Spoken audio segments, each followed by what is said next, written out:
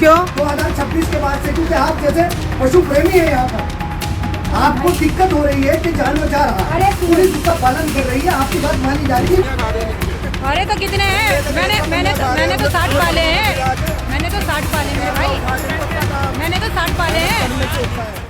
देखिए, मैं बार बार यही कहता हूं कि जब जब ये ईद, दिवाली, होली या फिर शोभा यात्रा कोई निकलती है धार्मिक कार्यक्रम के दौरान, इसमें खास बात यह रहती है कि बड़े अथक प्रयासों से पिछले 10-12 सालों में कई बेरोजगारों को रोजगार मिला।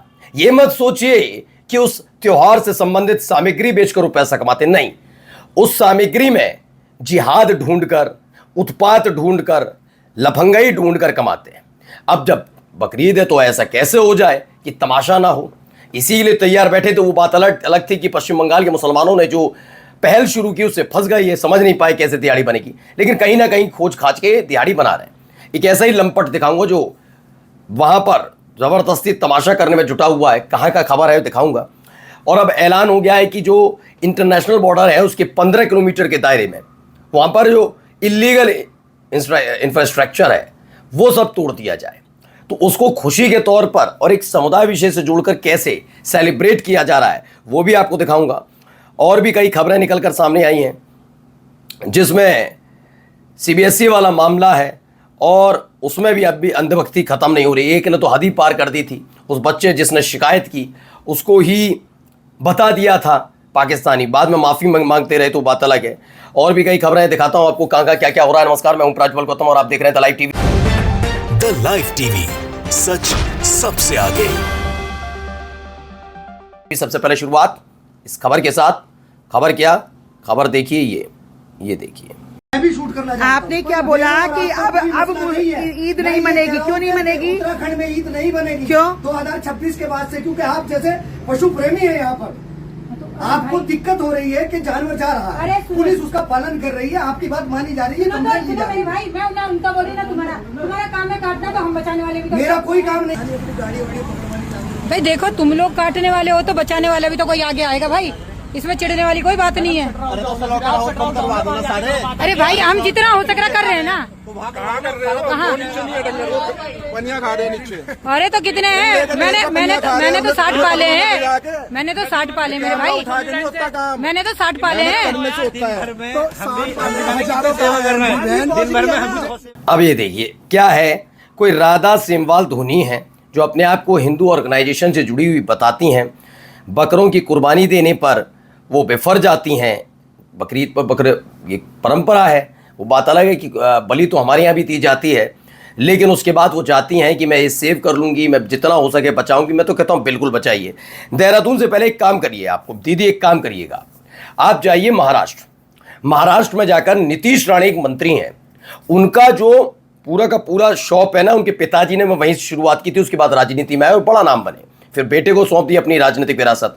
आज भी वो दुकान चलती है, चिकन मटन सब मिलता है, वहां जाकर करके दिखा दूं, वहां के सारे बकरे और मुर्गियां खरीद लाओ। नहीं चलने नीतीश राणे का वो नहीं, बीजेपी वालों से नहीं ना, क्योंकि मालूम है जिनके वरदहस्ती में ये तमाशे करने के लिए छोड़ दिए गए हैं उनके खिलाफ कैसे। इन्हें तो सिर्फ मुसलमान, क्योंकि इन्हें भी तो आगे जाकर टिकट चाहिए, इन्हें भी पार्षद विधायक बनना होगा, मंत्री बनने का ख्वाब दीदी ने देखा होगा, है ना, या फिर बात सिर्फ दिहाड़ी मजदूरी तक की है। आइए आगे दिखाते हैं। Demolish all illegal structure with in 15 kilometre of international border. Amit Shah ने कहा कि जो 15 किलोमीटर के दायरे में जितना भी इलीगल स्ट्रक्चर बना हुआ है उसे तोड़ दीजिए। अब इलीगल है लीगल है ये तो क्लियर ही नहीं कर सकता कोई, मुझे देखा ही है यहाँ पर तो लीगल भी होता तो उसे तोड़ देते हैं। खैर, इस पर एक मिस्टर सिन्हा नाम का है, उसने कहा कैस who is going to grab this opportunity in the best वे।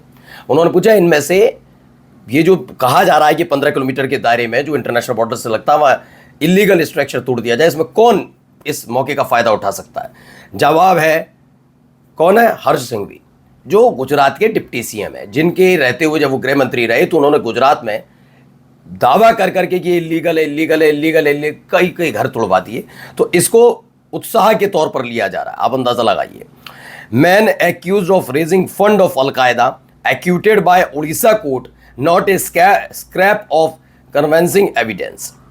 लेकिन यहां पर सवाल आज सवाल बीजेपी से नहीं है। यही मत सोचिए कि सॉफ्ट टारगेट ये सिर्फ हमेशा एक समुदाय, कोई भी समुदाय हो, वो ऐसे ही किसी पॉलिटिकल पार्टी के रहते ना, ये दिखावा नहीं। क्योंकि जब इस व्यक्ति को गिरफ्तार किया गया था, जो आज 14 साल बाद उसके खिलाफ कोई सबूत नहीं मिला, आप सोचिए अलकायदा को फंडिंग करने के नाम पर उसको, उसके परिवार को कितना हरस किया गया होगा, उसने क्या क्या सहा होगा, कौन लौटाएगा 14 साल। दरअसल ये 2012 में जब केंद्र में मनमोहन सिंह की कांग्रेस की सरकार थी दिल्ली में, क्योंकि दिल्ली की स्पेशल पुलिस सेल पुलिस गई थी, शीला दीक्षित की सरकार थी, केंद्र के अधीन रहती है पुलिस, सेंट्रल गवर्नमेंट के। उड़ीसा की पुलिस ने काम किया था, उड़ीसा में नवीन पटनायक की सरकार थी, उस वक्त का ही मामला है। तब इस आदमी की गिरफ्तारी हुई थी, इस व्यक्ति को 14 साल तक ये प्रताड़ित किया गया। अब कोलकाता जो उड़ीसा कोर्ट है उसने कह दिया कोई सबूत नहीं मिलते। अब इस पर जवाब दीजिए, कांग्रेस को भी जवाब देना होगा। ऐसा नहीं कि सिर्फ उठाया और सवाल सिर्फ एक से ही पूछना, नहीं, कोई सवाल नहीं, सवाल दोनों से पूछा जाएगा। अब है गीतू मोजा, कंप्लीट मैथ्स CBSE। पहले मैं गीतम मोजा का जो है वो पढ़ देता हूँ। ये भी एक तरह से कहा जाए बहुत ज़्यादा सपोर्टिव कि आएगा तो मोदी ही टाइप की थी ये। अब क्या CBSE को लेकर जो मसला है, उन्होंने लिखा मेरी बेटी को हर 4 जो रिसीव हुई आंसर शीट्स की स्कैन हुई प्रतियां मिल गई। हमें देखकर गहरा सदमा लगा कि एक दस्तावेज़ के जो है उसमें 22 पेज गायब है। इतना ही नहीं, कई जो आंसर्स के लिए अंक नहीं दिए गए, जो आधिकारिक का जो की है उससे मेल खाते हैं, फिर भी उसके जवाब नहीं, उसका आंसर नहीं, मतलब अंक नहीं दिए गए। अब इस तरीके से एक एक करके, कौन है ये गीतू मोजा? ये एक वक्त था साल 2024 में, ये लिखते हैं आएगा तो मोदी ही।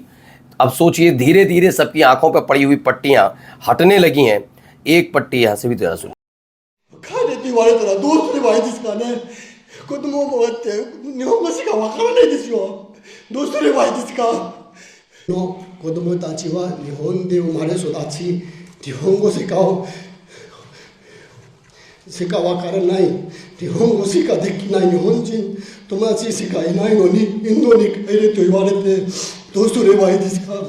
लेकिन इस पर भावुक आप हो सकते हो, मैं भी कहूंगा ये भावुक होने वाली बात है। लेकिन क्या जो मैं कहानी आपको दिखाने जा रहा हूं, इतनी ही भावुकता कभी इस देश के मुसलमानों के लिए आती है। मैं क्यों कह रहा हूं पहले बताऊंगा, लेकिन पहले समझिए क्यों रो रहे हैं।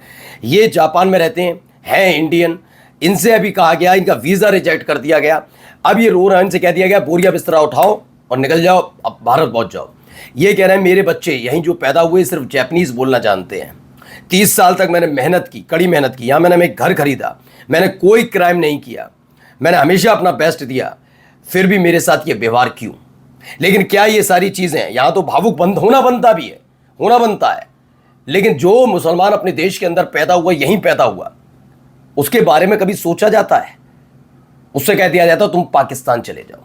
मैं तब भी कह रहा था और आज भी कहता हूं, बड़े पटवारे पर ज्ञान दिए जाते ना, तो जरा पटवारे वाला ज्ञान मुझे बस इतना बता दीजिए, जब ये पटवारा हो रहा था तो पैसे वाले भी और आम जनता भी, कई ऐसे थे हिंदू जो पाकिस्तान को उन्होंने चुना क्योंकि वो अपनी संपत्ति छोड़कर नहीं आना चाहते थे। क्लियर बात है।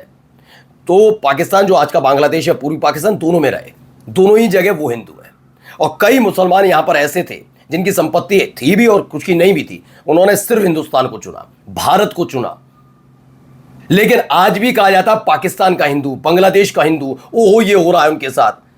और जबकि उन्होंने बंटवारे के वक्त उनके पूर्वजों ने हमारे देश को नहीं चुना था, भारत को नहीं, अपने देश को नहीं चुना। लेकिन उन पर बहुत भरोसा अपने देश के मुसलमान पर नहीं है, जो बंटवारे के वक्त भी धार्मिक आधार पर बने हुए देश में, अपने देश में नहीं गए। अगर कहा जाए तो इस्लामिक देश है ना, तो चले जाते, नहीं गए वो, उन्होंने भारत से प्यार था। लेकिन आज भी उनसे राष्ट्रवादी होने का तमगा मांगा जाता है, प्रमाण पत्र मांगा जाए। कुछ चालाक मुस्लिम गाय को पशु घोषित करने की बात कर रहे हैं। जिसे हिंदू माता मानते हैं उसे पशु कैसे घोषित किया जा सकता? ओ हो शहनवाज हुसैन। और ये देख लीजिए चेहरा, जरूर ये चेहरा पहचान कर रखिएगा, शहनवाज हुसैन। जब बीजेपी से पूछा जाता है मुसलमान तो कहते हैं शहनवाज हुसैन है, मुख्तार अब्बास नकवी हैं। ये किस तरीके के लोग हैं समझिए। मुसलमानों ने एक स्टेप उठाया जिसकी पूरी दुनिया भर में तारीफ हो रही है। खुद शंकराचार्य से लेकर तमाम लोग इसकी तारीफ कर रहे हैं। ये आदमी क्या कह रहा है, कैसे मान लिया जाए जो माता माना जाता है? जब उन्हें माता माना जाता है तो कैसे उसे पशु घोषित कर दिया जाए? देख रहे हैं, ये इनकी मानसिकता, ये करेंगे नहीं। इनका एजेंडा यही है कि अगर इस तरीके के एक मुद्दा खत्म हो जाएगा तो वोट कौन देगा हमें? नमस्कार।